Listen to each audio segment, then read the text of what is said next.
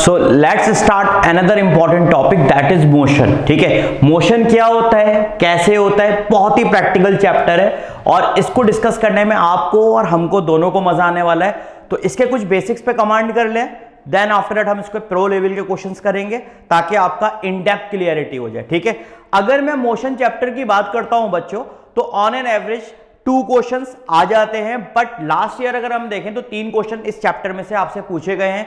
तो इस चैप्टर को हम लोग डिस्कस करते हैं। ठीक है, तो स्टार्ट करते हैं इसके इंट्रोडक्शन से। और इंट्रोडक्शन क्या होगा इसका इंट्रोडक्शन क्या हो सकता है, इसका सबसे पहली चीज क्या है, ये मोशन का थॉट आया कहां से, क्या क्या चीजें इसमें हमें देखने को मिलेंगी, वो सब चीजों पे हम लोग डिस्कस करने वाले हैं। ठीक है बेटा, तो हम लोग स्टार्ट करेंगे इस कहानी को मैकेनिक्स के साथ।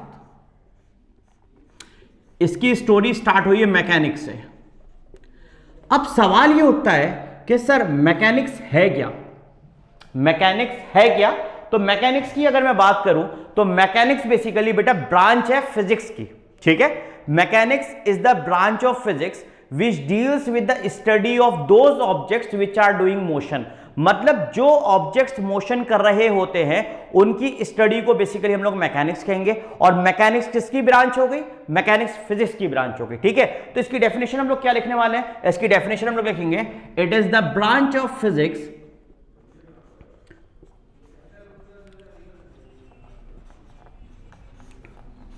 which deals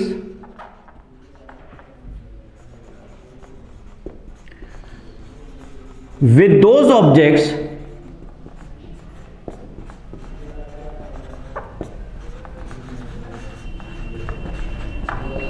which are doing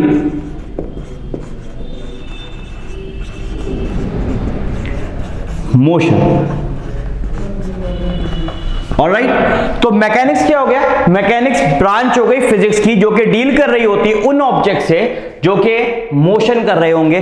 तो जो भी ऑब्जेक्ट मोशन कर रहे हैं बेसिकली वो मैकेनिक्स का पार्ट हो गया। क्लियर हो गया आपको। अब इसमें सिंपली आपको जो है ना मोशन पढ़ना है, ऑब्जेक्ट मोशन कर रहा है, ऑब्जेक्ट किस स्पीड से मोशन कर रहा है, ऑब्जेक्ट की वेलोसिटी क्या है, ऑब्जेक्ट ने कितना डिस्टेंस कवर किया, ऑब्जेक्ट ने कितना डिस्प्लेसमेंट कवर किया, और ऑब्जेक्ट की एवरेज स्पीड क्या है, वगैरह वगैरह सारे क्वेश्चंस आपको इस चैप्टर में मिलेंगे सिवाय एक क्वेश्चन के। वो क्वेश्चन क्या है कि ऑब्जेक्ट ने मोशन क्यों किया। मतलब आप लोगों को समझ जाना चाहिए इस पूरे चैप्टर में हम लोग मोशन के बारे में पढ़ने वाले हैं बच्चों, पर ये नहीं पढ़ने वाले हम लोग कि मोशन का रीजन क्या है, why the object is moving. ठीक है, हम ये नहीं पढ़ेंगे, हम सिर्फ ये पढ़ेंगे ऑब्जेक्ट मूव कर रहा है। रीजन वगैरह जानने का पार्ट डायनामिक्स का होता है जो कि हम नेक्स्ट चैप्टर में कवर करेंगे। ठीक है, तो फिलहाल हम लोग को डील करना है मोशंस की कंडीशन को, डिफरेंट कंडीशन को। थोड़ा सा मैं आपको इस चैप्टर से कनेक्ट कराता हूं, बाद में इन डेप्थ हम लोग डिस्कशन करने वाले हैं about each and every aspect of this chapter. ठीक है, जैसे फॉर एग्जांपल मैंने एक चीज एक डिब्बा बनाया आपके लिए, एक ट्रेन का डिब्बा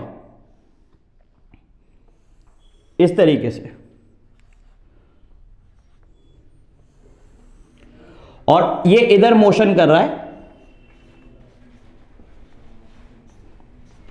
यहां पर एक पैसेंजर है और इसके साथ साथ एक रॉबर है, और रॉबर के हाथ में हम लोग गन पकड़ा देते हैं ताकि इसका थोड़ा सा है ना तगड़ा रॉबर लगे। तो ये हमारा क्या हो गया, ये हमारा हो गया पैसेंजर, ये हो गया हमारा क्या, ये हो गया हमारा रॉबर। ठीक है, और यहां पर हमारा एक ऑब्जर्वर है जिसको हम लोग सुकून के साथ बैठाल देते हैं कि बैठ के ऑब्जर्व कर भाई। ठीक है, तो ये हमारा क्या हो गया, ऑब्जर्वर। अब आप लोग इस सिचुएशन को डील कर लोगे, समझ लो मोशन ऑलमोस्ट आप समझ गए। बेसिकली ये ट्रेन का जो डिब्बा है ये ट्रांसपेरेंट है, मतलब बाहर वाले को अंदर का सब कुछ दिख रहा है क्या हो रहा है। ठीक है, और ये डिब्बा जा रहा है, इधर मूव कर रहा है। ठीक है, डिब्बा किधर मूव कर रहा है, डिब्बा इस डायरेक्शन में मूव कर रहा है। अब देखा जाए तो मैं आपसे कुछ क्वेश्चंस करूंगा, उस क्वेश्चंस के हमें मिलकर आंसर करना है। सबसे पहला क्वेश्चन ये, क्या ये पैसेंजर इस रॉबर के रिस्पेक्ट में मोशन कर रहा है, यस और नो। क्या ये पैसेंजर इस ऑब्जर्वर के रिस्पेक्ट में मोशन कर रहा है। तो आप लोग जानते हो भाई ये इसके रिस्पेक्ट में, ये इसके रिस्पेक्ट में, मतलब रॉबर पैसेंजर के रिस्पेक्ट में, पैसेंजर रॉबर के रिस्पेक्ट में मोशन नहीं कर रहा है, they both are at rest, because ये दोनों एक ही प्लेटफॉर्म पे मूव कर रहे हैं। जब भी आप जब ट्रेन में सफर करते हो या आप अपने कार में सफर करते हो, तो जो आपके को पैसेंजर्स होते हैं उनके साथ आप रेस्ट में होते हो या मोशन में होते हो बच्चों? आप रेस्ट में होते हो, तभी एक साथ दोनों अगर दिल्ली जा रहे हो तो दिल्ली पहुंच जाते हो, वरना अगर मोशन होता तो कोई कहीं पहुंचता, कोई कहीं पहुंचता, या कोई कहीं रह जाता। आ रही है बात समझ में? तो ये रॉबर और ये पैसेंजर एक दूसरे के रिस्पेक्ट में किसमें? रेस्ट में। बट अगर मैं आपसे पूछूं कि ये ऑब्जर्वर के रिस्पेक्ट में ये पैसेंजर किसमें है, तो आप लोग यहां पर रेस्ट नहीं कह सकते। क्यों? क्योंकि डिब्बा जा रहा है कंटिन्यूअसली और ऑब्जर्वर से ये डिब्बा कंटिन्यूअसली दूर हो रहा है, तो ऑब्जर्वर समझ लेगा कि they both are doing motion. ये डिब्बा भी मोशन कर रहा है, ये पैसेंजर भी मोशन कर रहा है और ये रॉबर भी मोशन कर रहा है। तो आपको समझ में आ रहा है यहां पे कुछ डिफरेंस? जैसे ही आप ऑब्जर्वेशन को चेंज कर देते हो, मैं ऑब्जर्वेशन किसको कह रहा हूं? वो पर्सन जो के मोशन की स्टडी कर रहा है। सपोज रॉबर अगर स्टडी कर रहा है इस पैसेंजर की कि ये पैसेंजर मोशन में है या रेस्ट में, तो आप बोल रहे हो सर ये रेस्ट में है। अगर आपसे पूछता हूं ये पैसेंजर के रिस्पेक्ट में रॉबर किस में है, तो आप कौन देख रहा है? पैसेंजर देख रहा है। किसको देख रहा है? रॉबर को देख रहा है, तो ये फिर रेस्ट में है। ठीक है, बट जैसे ही सिचुएशन में चेंज करके ऑब्जर्वर के ऊपर ले आता हूं और ऑब्जर्वर से पूछता हूं भाई ये पैसेंजर किस में है, तो फटाक से बोल देगा कि सर मोशन में है। ठीक है, और अगर मैं इस ऑब्जर्वर से पूछता हूं ये रॉबर किस में, तो वो फौरन बोल देगा मोशन में। तो आप देख रहे हो, मतलब मैं ये कह सकता हूं there is no absolute motion and there is no absolute rest. मतलब खाली मोशन और खाली रेस्ट कुछ नहीं है। मोशन और रेस्ट रिलेटिव टर्म है। अगर मैं ऑब्जर्वेशन का जो ऑब्जर्व कर रहा है उसको चेंज कर दूं तो कंडीशन ऑफ मोशन चेंज हो जाएगी, यानी कि वो चलती हुई चीज रेस्ट पर भी आ सकती है और वो रेस्ट वाली चीज मोशन में भी आ सकती है। करना क्या पड़ेगा? मुझे ऑब्जर्वर को चेंज करना पड़ेगा। आ गई बात समझ में? ऑलराइट, अब इसके बाद जैसा कि चैप्टर का नाम है मोशन, अगर आपको बताना है कि मोशन क्या है तो आप कैसे डिफाइन कर सकते हो? सबसे इंपॉर्टेंट फैक्टर इस चैप्टर का जो है वो है टाइम। समय बहुत कीमती चीज है भाई, समय के मसले बहुत है यहां पे। ठीक है, तो ध्यान रखना, अगर किसी ऑब्जेक्ट को आप मोशन में कहोगे तो किस बेसिस पे, किस कॉन्ट्रास्ट में कहोगे? आप कहोगे कि सर अगर कोई ऑब्जेक्ट, अब वो ऑब्जेक्ट लिविंग भी हो सकता है, नॉन लिविंग भी हो सकता है, उसके लिए परेशान बिल्कुल होने की जरूरत नहीं, वो फ्लोरा फाउना कुछ भी हो, कोई मसले वाली बात नहीं, ऑब्जेक्ट है, दैट्स इट। समझ में आ रहा है आपको? तो अगर कोई ऑब्जेक्ट सर अपनी पोजीशन को चेंज कर रहा है, किसके रिस्पेक्ट में? पोजीशन को चेंज कर रहा है, किसके रिस्पेक्ट में? दो चीजें आप देखोगे, एक सर सराउंडिंग और एक टाइम। अगर कोई ऑब्जेक्ट अपनी पोजीशन को चेंज कर रहा है सर टाइम के रिस्पेक्ट में, सराउंडिंग के रिस्पेक्ट में, तो वो मोशन में है। आगे बात समझ में? तो अगर कोई ऑब्जेक्ट का मैं बोल रहा हूं कि वो ऑब्जेक्ट मोशन में है, तो आपके दिमाग में फौरन से थॉट आ जाना चाहिए कि डेफिनेटली वो अपनी पोजीशन को चेंज कर रहा होगा। और किसके रिस्पेक्ट में पोजीशन चेंज कर रहा होगा? टाइम के रिस्पेक्ट में और सराउंडिंग रिस्पेक्ट में। आई होप कि आपको ये बात समझ में आ गई होगी। तो आपको इसमें कोई डिस्कशन की बात नहीं करनी इसमें एज सच। जैसे फॉर एग्जाम्पल ये है, यहां पे एक रोड के किनारे एक पेड़ खड़ा कर देते हैं, जो कि बहुत प्रैक्टिकल चीज हो सकता है। ठीक है, और यहां पे अपनी कार, ठीक है, ये कार की पोजीशन ए मान लो आप और टाइम मान लो t1 that is equal to t second. Time मान लो आप t सेकेंड। अब देखा ये गया 10 सेकेंड बाद, कितने सेकेंड बाद? 10 सेकेंड बाद ये कार यहां पर कहीं आ गई। ये कार की पोजीशन बी ले लीजिए। तो बेसिकली इस कार ने मोशन किया कि नहीं किया? बिल्कुल किया। कार ने मोशन कैसे कह सकता हूं मैं? इस टाइम को t2 ले लेता हूं और ये t2 time t plus 10 second हो जाएगा। ऑलराइट, कैसे मोशन किया इस कार ने? कैसे मैं कह सकता हूं इतने कॉन्फिडेंटली? देखो, क्या इस कार ने पोजीशन चेंज किया कि नहीं किया? पॉइंट नंबर फर्स्ट, क्या इस कार ने पोजीशन चेंज की? तो आप कहोगे जी सर की। पोजीशन ए से पोजीशन बी पे पहुंची। पहला सवाल आपका सही हो गया, पहला पार्ट आपका सही हो गया। दूसरा पार्ट, टाइम चेंज होने के साथ ही तो की। पहले टाइम कितना था? पहले टाइम था सर t सेकेंड। 10 सेकंड बाद जब आपने ऑब्जर्व किया तो उसकी पोजीशन क्या मिली आपको, क्या ए मिली या बी मिली? तो आपको डेफिनेटली बी मिली। और टाइम क्या हो गया, जो पहले टाइम था उसमें 10 सेकंड हमने जोड़ दिया, क्योंकि हम 10 सेकंड बाद की स्टडी कर रहे हैं। तो T2 क्या हो गया, T + 10 सेकंड। तो हमें यह बात समझ में आ गई कि ऑब्जेक्ट ने अपनी पोजीशन को चेंज किया सराउंडिंग के रिस्पेक्ट में और समय के रिस्पेक्ट में, यानी कि टाइम के रिस्पेक्ट में। तो डेफिनेटली ये किस में हो गया, मोशन में हो गया। आ रही बात समझ में? और मैं आपको एक बात और बता दूं, जिसके रिस्पेक्ट में आप किसी मोशन को ऑब्जर्व कर रहे हो, जिसके रिस्पेक्ट में आप किसी चीज के मोशन को ऑब्जर्व कर रहे हो, उसको हम लोग बेसिकली बोलते हैं रेफरेंस पॉइंट। क्या बोलते हैं बेटा, रेफरेंस पॉइंट, या आप इसको पॉइंट ऑफ रेफरेंस भी कह सकते हो। और इसके लिए सिंपल एक चीज आपको ध्यान रखना है कि ये स्टेशनरी होना चाहिए। जो रेफरेंस पॉइंट आप लेते हो वो स्टेशनरी होना चाहिए, यानी कि रुका हुआ होना चाहिए। क्योंकि अगर स्टेशनरी पॉइंट, रेफरेंस पॉइंट ही चेंज होता रहेगा, फिर मोशन की एग्जैक्ट आपको चीजें पता ही नहीं चलेंगी। आ रही है बात समझ में? तो आपको समझ में आया। मैंने सबसे पहले आपको बताया मैकेनिक्स क्या होता है। मैकेनिक्स फिजिक्स की ब्रांच है जो कि डील करती है उन ऑब्जेक्ट से जो कि मोशन कर रहे हैं। बात खत्म हो गई। फिर मैंने आपको एक इंपॉर्टेंट चीज बताई जो कि आपको ध्यान रखनी है, वो क्या है, डिस्टेंस पूछे, डिस्प्लेसमेंट पूछे, स्पीड पूछे, वेलोसिटी पूछे, एवरेज स्पीड पूछे, एवरेज वेलोसिटी पूछे, एक्सीलरेशन पूछे, कुछ भी पूछे, वो हक रखता है ये चैप्टर आपसे सवाल पूछने का। पर ये हक इस चैप्टर के पास बिल्कुल नहीं है कि वो आपसे रीजन पूछे कि मोशन क्यों हो रहा है। वो हक आपको दूसरा चैप्टर को मिला है और वो दूसरे चैप्टर में हम लोग डिस्कस करेंगे।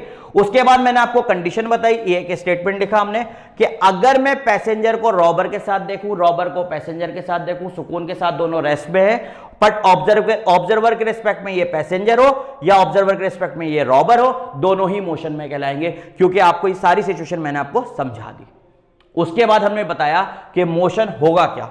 मोशन में सिंपल सी आपको दो बातें ध्यान रखनी है कि पोजीशन चेंज होनी चाहिए टाइम के चेंज होने के साथ, तभी वो ऑब्जेक्ट मोशन में होगा, अदरवाइज वो नहीं होगा। आप लोग ने देखा किसी टी सेकंड पे कार की पोजीशन ए थी और 10 सेकंड्स के बाद उस कार की पोजीशन बी हो गई।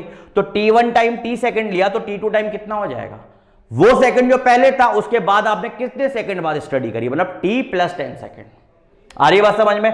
तो पोजीशन भी चेंज हुई टाइम के चेंज होने के साथ। तो डेफिनेटली ये कंडीशन किसकी हो गई बेटा, मोशन की हो गई। अब रेस्ट क्या होता है, व्हाट इज रेस्ट?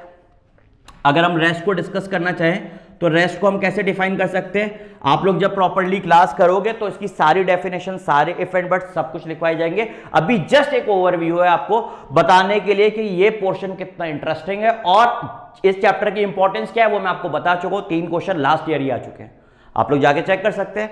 ठीक है, तो रेस्ट की अगर हम बात करें तो रेस्ट का मतलब क्या होता है? क्या ये अपोजिट है मोशन के?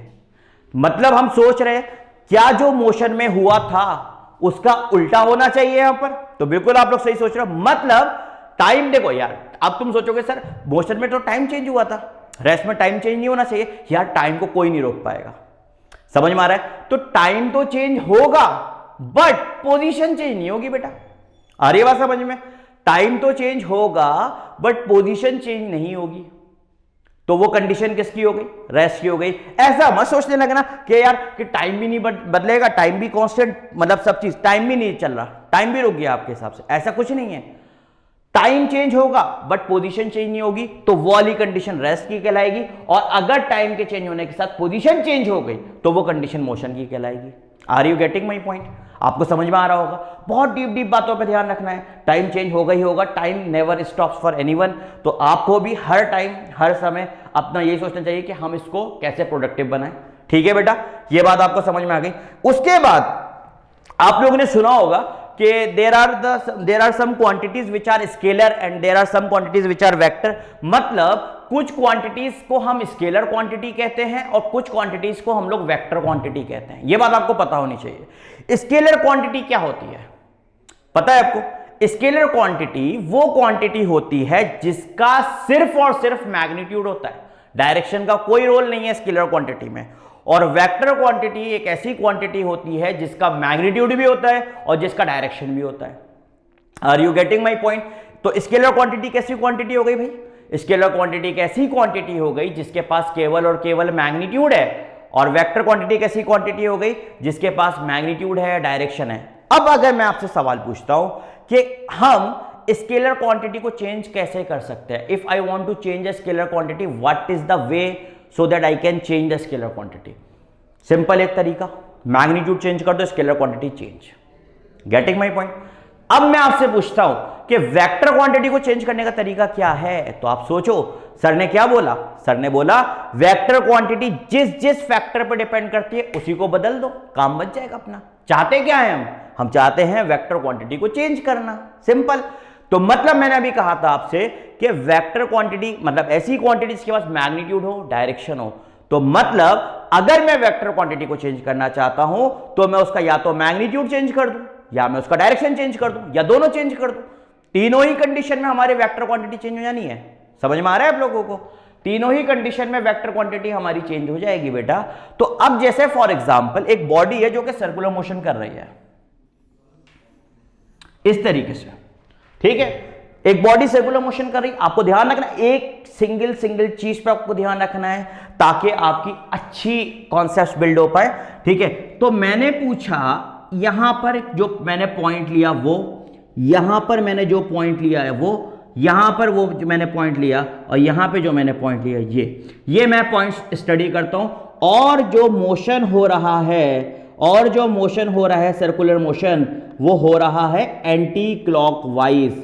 वो मोशन कैसा हो रहा है बेटा? Anti clockwise. In short I can say ACW, right? अब आपसे मैं पूछता हूं कि ये पॉइंट अगर A ले लिया जाए, ये पॉइंट अगर B ले लिया जाए, ये पॉइंट अगर C ले लिया जाए, ये पॉइंट अगर D ले लिया जाए, तो इस कंडीशन में आपको मालूम है कि स्पीड वाला फैक्टर, वेलोसिटी वाला फैक्टर टेंजेंट होता है। टेंजेंट मतलब इस तरीके से यहां पर होगी। ये पॉइंट A की बना दी मैंने, यहां पर पॉइंट B की ऐसे आ गई। क्योंकि ऐसे क्यों ले रहा हूं, ऐसे क्यों नहीं ले रहा? बिकॉज एंटी क्लॉकवाइज मोशन है, ठीक है? पॉइंट C की क्या आ गई? ये आ गई पॉइंट C की वेलोसिटी, और ये आ गई पॉइंट D की। अब मैं आपसे पूछ रहा हूं इस कंडीशन में स्पीड के बारे में आपका क्या ख्याल है, वेलोसिटी के बारे में आपका क्या ख्याल है? मेरा आपसे क्वेश्चन ये है। जस्ट अभी जो मैंने आपसे बात करी कुछ, उससे उस बातों पे आप गौर करिए और सोचिए, तब इसको आगे बढ़ा के देखिएगा वीडियो को कि आंसर तो डेफिनेटली मिल जाएगा। तो आपको अपने साथ ऑनेस्ट होना है, आपको सिलेक्शन देना है तो आपको अपने साथ ऑनेस्ट होना है, आपको खुद सोचना है, देन आफ्टर दैट आपको वीडियो देखना है आगे बढ़ा के। मैंने डिफरेंट पॉइंट्स पे आपको दिखाया डायरेक्शन स्पीड का। तो आपने देखा, मैंने आपसे पूछा इसमें स्पीड वाला फैक्टर क्या कर रहा है, वेलोसिटी वाला फैक्टर क्या कर रहा है। तो मैंने अभी आपको जस्ट बताया था कि स्पीड एक स्केलर क्वांटिटी होती है, और स्केलर क्वांटिटी को मैं तभी चेंज कर सकता हूं जब उसका मैग्नीट्यूड चेंज हो। स्केलर क्वांटिटी को डायरेक्शन से कोई लेना देना नहीं। वो जी कहेगी डायरेक्शन चेंज हो रहा है, नॉट अ इश्यू। समझ में आ रहा है आप लोगों को? तो यहां पर स्पीड v, यहां पर स्पीड v, यहां पर स्पीड v, यहां पर स्पीड v, डायरेक्शन कुछ भी हो जाए, हमें मतलब किससे? मैग्नीट्यूड से। क्या मैग्नीट्यूड चेंज हुआ? तो आप क्या कहोगे? मैग्नीट्यूड चेंज नहीं हुआ। मतलब मैं यहां से पकड़ लिया कि स्पीड कांस्टेंट है, इस कंडीशन में स्पीड कांस्टेंट है भाई। समझ में आया आपको? अब बात करते हैं वेलोसिटी की। तो अभी आपसे डिस्कस किया मैंने, वेलोसिटी कैसी quantity? Vector quantity. Vector quantity मतलब भाई इसका मैग्नीट्यूड भी होगा और इसका डायरेक्शन भी होगा। आ रही बात समझ में? चेंज करने के तरीके सर ने बताए 3। चेंज कर दो मैग्नीट्यूड, चेंज हो गई वेलोसिटी, चेंज कर दो डायरेक्शन, चेंज हो गई वेलोसिटी, चेंज कर दो दोनों चीजें, चेंज हो गई वेलोसिटी। तो भाई यहां पर मैग्नीट्यूड चेंज हो रहा है क्या? तो आप कहोगे नहीं सर मैग्नीट्यूड तो चेंज नहीं हो रहा, पर आप देखो डायरेक्शन चेंज हो रहा है यार, डायरेक्शन चेंज हो रहा है। और डायरेक्शन चेंज हो गया मतलब वेलोसिटी चेंज हो गई। मतलब इस कंडीशन में स्पीड तो कांस्टेंट है, वेलोसिटी कांस्टेंट नहीं है। तो यहां पे लिख दूंगा वेलोसिटी इज नॉट कांस्टेंट। यहां पर क्या लिख दूंगा मैं? Velocity is not constant. सबसे इंपॉर्टेंट बात आपको ध्यान रखना है कि आप कैसी क्वांटिटी को डील कर रहे हो। आगे बात समझ में? चलो अब आगे बढ़ते हैं। अब अगर मैं कहता हूं किसी बॉडी का डिस्टेंस 0 है, ये मैं सिर्फ आपके अंदर की थोड़ी फिजिक्स को जगा रहा हूं और कुछ नहीं कर रहा, कोई बहुत खतरनाक चीज नहीं बता रहा हूं आपको, ठीक है? अगर आपको ये सब बातें नहीं पता है तो आपको थोड़ा सा सीरियस होना पड़ेगा, और पता है तो कोई बहुत बड़ी बात नहीं, क्योंकि बहुत नॉर्मल फिजिक्स की बात कर रहा हूं मैं। आ रही बात समझ में? और फिजिक्स सबको आती है, बस उसको अप्लाई करने का सिखाया जाता है, ठीक है? तो बेसिकली मैं आपसे पूछूं, अगर किसी बॉडी का डिस्टेंस 0 है तो आप क्या सोचोगे? क्या वो बॉडी चल रही है? नहीं, बॉडी का डिस्टेंस जीरो तभी हो सकता है जब बॉडी रेस्ट पे हो। चाहे बॉडी जहां से चली है पूरा देश घूमकर वापस आ जाए तो भी डिस्टेंस ऐड हो गया। डिस्टेंस तो भाई जीरो तभी होगा जब बॉडी रेस्ट पे होगी। आपको पता होना चाहिए बात। अगर मैं डिस्प्लेसमेंट की बात करता हूं तो ये डेफिनेटली थोड़ा सा एक क्रिटिकल इश्यू है, क्योंकि वहां पे डायरेक्शन का मैटर आ जाएगा। क्यों डायरेक्शन का मैटर आ गया? क्योंकि displacement is a vector quantity. Clear? तो डिस्प्लेसमेंट पॉजिटिव भी हो सकता है, जीरो भी हो सकता है और निगेटिव भी हो सकता है। मालूम है आपको? अगर डिस्प्लेसमेंट पॉजिटिव है तो उसकी कंडीशन क्या है, डिस्टेंस नेगेटिव है उसकी कंडीशन क्या है, डिस्टेंस जीरो है उसकी कंडीशन क्या है, वो सब हम लोग डिस्कस करेंगे आपकी आगे वाली क्लासेस में। अभी सिंपल मैं आपसे बात कर रहा हूं, डिस्टेंस पॉजिटिव हो सकता है, होगा, या फिर जीरो होगा। डिस्प्लेसमेंट पॉजिटिव भी हो सकता है, नेगेटिव भी हो सकता है और जीरो भी होगा। समझ में आ रहा है? अगर मैं कहता हूं कि मैं पॉइंट ए से चला, ऐसे सिचुएशन बनाते हैं, मैं पॉइंट ए से चला, यहां से चला और यहां तक गया,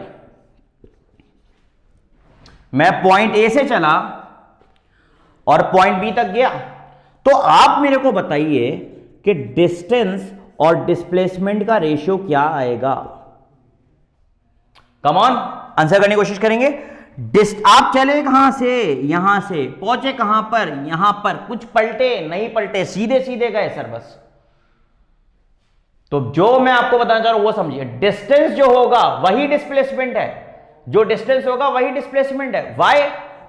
डिस्प्लेसमेंट में क्या चाहिए? मैग्नीट्यूड और डायरेक्शन। तो भाई क्या हमें मैग्नीट्यूड नहीं पता चल रहा? जी ये है, अगर मैं इसको 5 मीटर मान लूं तो डिस्प्लेसमेंट का मैग्नीट्यूड कितना है भाई? 5 मीटर। और मैं अगर आपसे पूछूं डायरेक्शन क्या होगा, तो चिंता का विषय ही नहीं है, ए से बी जा रहे हो, डायरेक्शन ये रहा। तो मतलब स्ट्रेट लाइन मोशन में अगर कोई पलट नहीं रहा, सिर्फ सीधा ही सीधा जा रहा है, तो डिस्टेंस और डिस्प्लेसमेंट एक ही है भाई, डिस्टेंस और डिस्प्लेसमेंट एक ही है। और अगर आपको समझ में आ गया कि डिस्टेंस और डिस्प्लेसमेंट एक ही है, तो आप इसको इक्वल्स टू 1 लिखने में शर्माओगे क्या? बिल्कुल नहीं।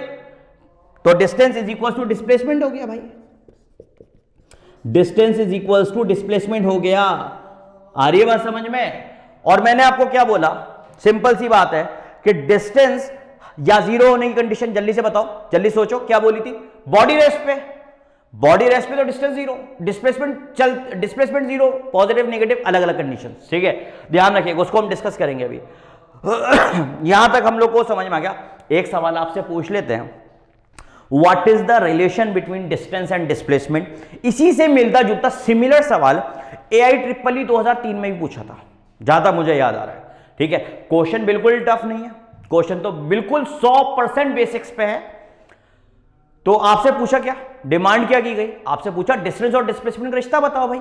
तो रिश्ता जो होता है डिस्टेंस और डिस्प्लेसमेंट का बेटे, वो होता है डिस्टेंस या तो डिस्प्लेसमेंट से बड़ा होगा, डिस्टेंस या तो डिस्प्लेसमेंट से बड़ा होगा या बराबर होगा, कभी छोटा नहीं होगा। याद रखिएगा, डिस्टेंस डिस्प्लेसमेंट से या तो बड़ा होगा या बराबर होगा, कभी छोटा नहीं होगा। और अगर आपका डिस्टेंस डिस्प्लेसमेंट से बड़ा आ गया तो आप गलती कर बैठे हो भाई, आप गलती कर बैठे हो, वहां पे आपको चौकन्ना होना पड़ेगा। ठीक है, क्योंकि ये रिलेशन आपको ध्यान रखना है, आने वाली क्लासेस इसी पर डिस्कशन होंगे हमारे। ठीक है, डिस्टेंस या तो डिस्प्लेसमेंट से बड़ा होगा या बराबर होगा, कभी छोटा नहीं होगा।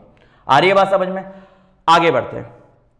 अच्छा, आप लोगों को इस डिस्टेंस हम निकाल सकते हैं सर्किल में, डिस्टेंस हम निकाल सकते हैं स्क्वायर में, वो सारी चीजें, मतलब मैं एक्साइटेड हूं बहुत ज्यादा वो सारी चीजें बताने के लिए, बट अभी नहीं, वक्त आने दो, बैठेंगे क्लास में सुकून से बताएंगे, बातें करेंगे, बहुत सारी चीजें आपको बतानी है। कभी चील को उड़ाएंगे, कभी बंदर को भगाएंगे, बहुत से तरीके समझाने के, तो परेशान नहीं होना है। अभी तक का आपको क्लियर होना चाहिए सारी बातें बेटा। और कोई डाउट है तो आप लोग जब भी वीडियो देखोगे तो आप डाउट्स पूछ सकते हो, डाउट्स में आपको डेफिनेटली हेल्प की जाएगी। This is just a beginning, this is just a beginning. अभी तो ये समझ लो कि टेस्ट लगा ही नहीं सही से। आ रही है बात समझ में? तो अभी तो मजा आने वाला है, पार्टी अभी शुरू हुई है एक तरीके से। ठीक है, तो आज के लिए इतना रह देते हैं, इसको समझिए, इसको देखिए और मजे लीजिए इस लेक्चर के। ठीक है, अल्लाह हाफिज।